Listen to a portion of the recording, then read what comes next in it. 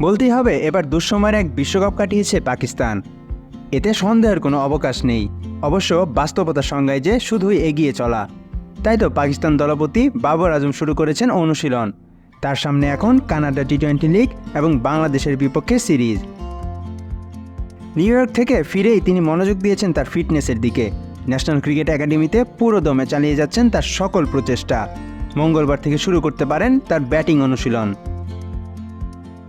টি-20 বিশ্বকাপের নবম আসরে পাকিস্তানের পারফরম্যান্স হতাশ করেছে ক্রিকেট ভক্ত থেকে শুরু করে বিশেষজ্ঞদেরও। যদিও বাবর স্বীকার করেছেন যে তাদের ব্যাটিংই পরাজয়ের মূল কারণ, যার ফলস্বরূপ তাদেরকে টুর্নামেন্ট থেকে আগেই বাদ পড়তে হয়। লাহোরের তাপমাত্রার তীব্রতা বেশি থাকার কারণে বাবর আজম তার বাড়িতেই ফিটনেস ট্রেনিং করছেন। সূত্র অনুসারে জানা যায়, পাকিস্তানের এই তারকা ব্যাটার বিশ্রাম নিয়ে এখন ভাবছেন না মোটেই, বরং বাংলাদেশের বিপক্ষে ভালো করাই তার প্রধান উদ্দেশ্য। স্মুথ শেভিং এর জন্য শুধুমাত্র কুল, নাথিং এলস। তবে বাংলাদেশের বিপক্ষে সিরিজের আগে কানাডা টি-20 লিগে খেলবেন বাবর, যা আগামী 25 জুলাই থেকে শুরু হবে।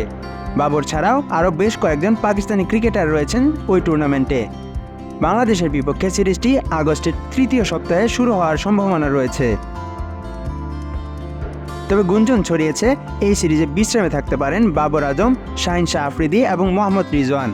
বিশ্বকাপে তাদের বাজে পারফরমেন্সের কারণেই এমন সিদ্ধান্ত নিতে পারে পাকিস্তান ক্রিকেট বোর্ড। এতে করে মিশ্র প্রতিক্রিয়া শুরু হয়েছে ভক্ত এবং বিশেষজ্ঞদের মাঝে।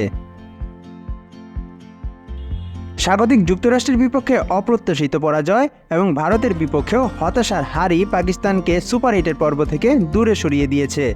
বাবর সেজন্য অবশ্য ক্ষমাও চেয়েছেন, যেখানে তিনি তার ব্যক্তিগত ভুলে নয় বরং দলগত ভুলের মাসুল হিসেবেই পরাজয়কে বরণ করার কথা বলেন।